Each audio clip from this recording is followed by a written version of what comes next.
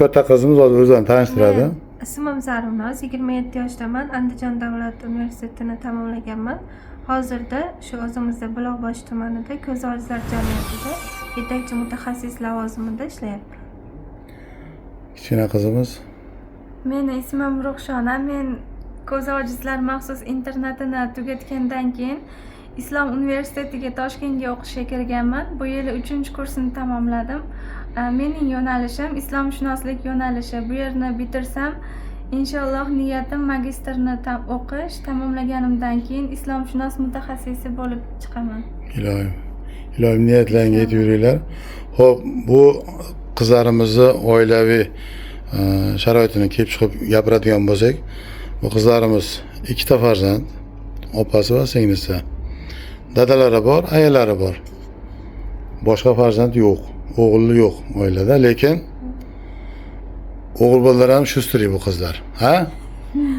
Chunki shunday insonlar ham bor, sog'lom insonlar bor, hayotdan nolib o'tayotgan insonlar bor, lekin meni qizlarim hayotga qiziquvchan, harakatchan. Mana hozir qizimiz ko'zlari, katta qizimiz ko'zlari ko'rmasa-da ishlayapti, oylik olyapti, uyiga oz bo'lsa ham ota-onasiga foydasi tegyapti. To'g'rimi, senmi yo to'g'rimi? To'g'ri, yordam beryapman o'g'il sifatida. Endi kelinglar, endi hozir oyligiga bir qiziqib ko'ramiz. Necha pul oylik olyapsiz? Shu 2 million 2,5 million shunaqa. Yo'l kirasiga qancha ketyapti? Yo'l kiramga 25 ming ketadi. Borib kelishimga bir kunda. 25 ming. Oyiga qancha ketadi shunda? Oyiga abetim bilan 1 million 200 ketadi. O'shanda 1 million qolar ekanda? Ha. 1 million. Endi obunachilar nimasi yaxshi? Uyda o'tirgan yaxshimi yo ishlagan yaxshimi? Albatta kommentariy yozib qoldiringlar. Endi kichkina qizimizga kelamiz. Kichkina qizimiz mana Toshkent shahrida o'qiydi. Siz kallangiz bilan kirdingizmi yerga? Ha, men o'zi matematika sohasiga qiziqqanman. Matematika fanini yaxshi ko'rganim uchun shunga kiraman deb niyat qilganman, lekin negadir olimpiada bo'layotgan paytda matematikaga emas, ona tiliga borganman. Ozgina muammolar tufayli ona tilida birinchi o'rinni olganman. Lekin ona tili filologlar ko'pligi uchun ona tiliga topshirmaganman, matematikaga topshirmaganman. Bir tavakkal qilib o'sha paytlarda Qur'onni o'qishni o'rganib, xatm qilib tamomlaganim uchun Islom universitetiga kirgim kelib qolgan keyin. To'satdan bo'lib ketgan, hammasi topshirganman, imtihonga borganman.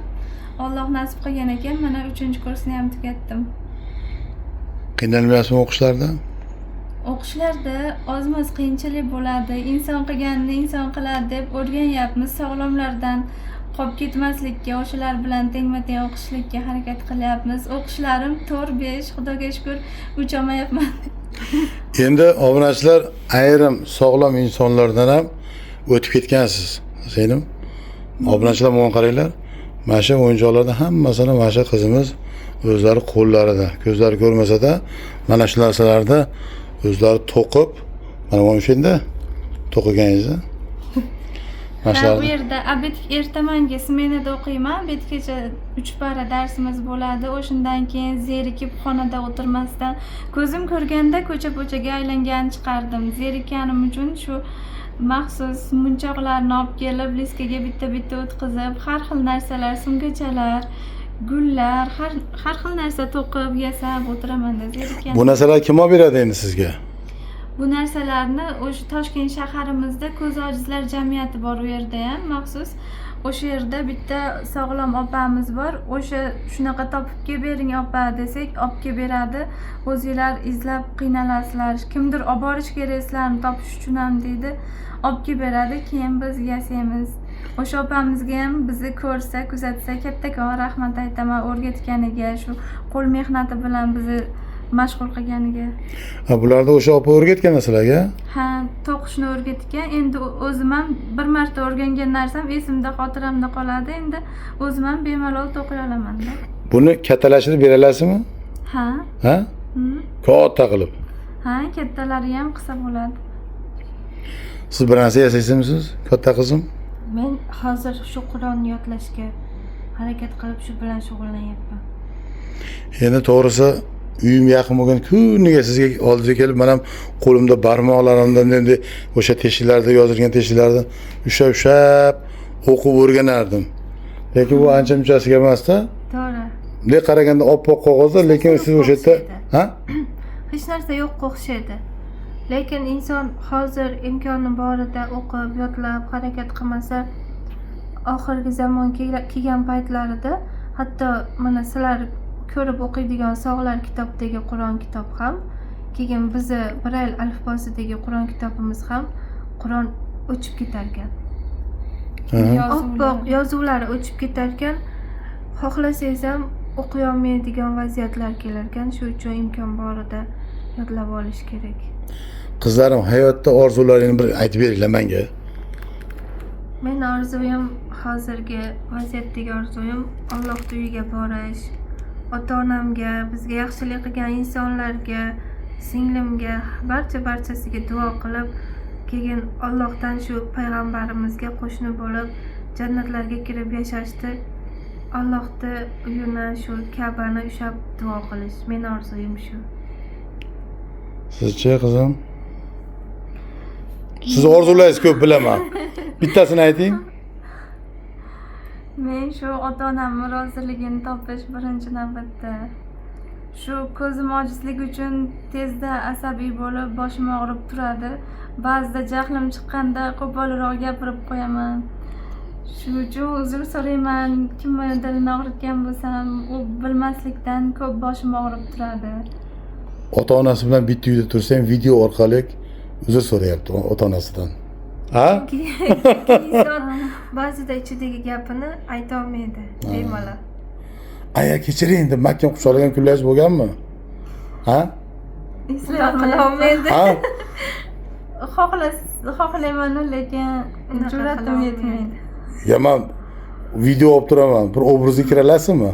Ha? Ayzam bir xursand bo'lsin. Qila olasizmi, qila olmaysizmi? Qila olmaysiz-a? Dada sizni sog'indim. Ya, dada sizni sog'indim deyalasizmi? Ha? Lekin gap bilan qila olamiz. Haligi to'g'risi ko'rmaydigan inson oldinlari ham ko'p orzu qilasiz. Haligi oyni, quyoshni ko'rmagan inson. Mana sizlar mevalar yeysizlar, yoki televizorlarda qanaqadir shaharlarni ko'rasizlar, yoki o'zingizlar xohlasanglar bemalol borib mana Turkiyaga deysizmi, dengizlari bor yoki boshqa joyga, o'sha yerga borib o'ynab keladigan insonlar ham borda. Bora olmaydigan, mablag'i yetmaydigan insonlar hech bo'lmasa videoda ko'rib ham maza qiladi. Biz shu narsalarni ko'rmaganimiz uchun, hayotda qiyinchiliklarini ko'p ko'rganimiz uchun asabiy bo'lib qolamiz ba'zida. Shu uchun ota-onamizga ba'zida bilib bilmay qattiq gapirib yuboradigan paytlarimiz ham bo'ladi. Haligi men kelmay qo'ygan paytda nima deb o'ylarlar meni? Biz unutib yubordi deb o'yladik. Aha. Buloq boshiga kelib kelmaganingizni eshitib ham xafa bo'ldim. Ya men bilmadim aytishlayotganingizni. Haligi hamma narsa vaqtinchalik ekanda bir marta chiqamiz bo'ldi YouTube'ga, endi bizni unutib yubordi, endi Anvar tog'a boshqa qizlar topib oldi deb o'yladik. Men to'g'risi o'g'il bo'lajagim har zamonda sizlarni eslayman. Ash qizlarimdan ham uzoqlashib ketdim. Ash qizlarimga bir kun borishim kerak. Allohning aytganiga mana bugun keldim. Lekin ancha oldin o'ylagandim. Yaqinda ham bir videoda Xudo xolasa nasib qilsa mashina olsam Andijonga boraman. Qizlarimni sog'indim degan joylarim bor edi. Mana mashina oldim. Mana Shukrona qizimiz birinchi bor o'sha yerga ko'rib qaytayotib. Baribir Shukrona qizingizni ko'proq yaxshi ko'raman. U kenja eng kichkinasi. Eng kenjasi. Hozir katta bo'lib ketgan. Lekin shu har xilda bo'lsa ham videolarga chiqib tursak, obunachilar bizni eslab tursa ham xursand bo'lamiz. Obunachilar sizlarni ikkalalaringizni eslaydi, nomerlarini qoldiraman. Hurmatli uzoq yaqinda ko'rib turgan qadrdonlar, yaxshi insonlar, mana shu ko'rib turgan insonlar, sizlar hammalaring yaxshi insonsizlar. Xudo xolasa mana shu qizlarim shu Allohning uyiga boramiz deb niyat qilib turibdi. Ilohim niyatlariga yetsin. O'sha borganlarida sizlar ham birgalikda borib o'sha yerda Allohning uyida hammamiz ko'rishlik nasib qilsin. Ona qizim bitta duo qilasiz, mana shu ko'rib turgan insonlardan bir haqlariga duo qilib qo'ying. Ilohomin bismillahirrohmanirrohim. Alhamdulillahi Rabbil alamin val aqibatu lil muttaqin vassalatu vassalamu ala rasulihi Muhammadin va ala alihi va sahbihi ajmain. Allohumma inni ala zikrika va shukrika va husni ibadatik. Oqibatlarimizni mehrli, oxiratlarimizni xayrli, ikki dunyomizni saodatli qilgin ey Robbim. Bizni yo'qlaganlarni Allohim o'zing hamisha yo'qlagan. Ilohim haj ziyoratlarida barchamiz bilan jam bo'lishlikka o'zing nasib aylagin. Bormaganlarni o'zing yetkazgin. Shu qatori bizni ham orzularimiz ushalishiga o'zing sababchi qilgin. Ilohim hamma sog'lik, salomatlikda qalbi, yuzi Qur'on nurlari bilan go'zal bo'lishligini o'zing nasib qilgan ilohim. Robbana atina fid dunya hasanatan va fil oxirati hasanatan va qina azabannar bi rahmatika ya arhamar rohimin. Allohu akbar. Xo'p, hurmatli obunachilar, sizlar bilan xayrlashmaymiz. Sizlardan bir iltimos, ko'rishguncha deb qolamiz. Iymonli qalblar, men kommentariyaga, opsiyaga Telegram qoldiraman. Kanallari anchadan beri uxlab qolgan. O'sha kanalni uyg'otishga sizlar yordam beringlar. Demoqchimanki, o'tinglar, podдержка beringlar. Xudo xolasa u kanallarga ham har zamonda videolar qo'yib turamiz. Qizlarimizni elektrib qo'ymaysizlar degan umiddaman. O'sha nomerlar ishlaydi, faqat kechqurun 8 dan keyin qilmanglar. Kunduzi bemalol telefon qilsalar, 7 dan 9 dan, kechqurun shu 6-7 gacha telefon qilsalar ham bo'ladi. O'zingizga ehtiyot qilinglar. Erinmasdan mana shu videoni oxirigacha ko'rganingiz uchun hammalaringdan minnatdorman. Alloh rozi bo'lsin. Sizlardan ham topayotgan pullarni to'ylarga, umra safarlarga nasib qilsin. Sog' bo'linglar, salomat bo'linglar.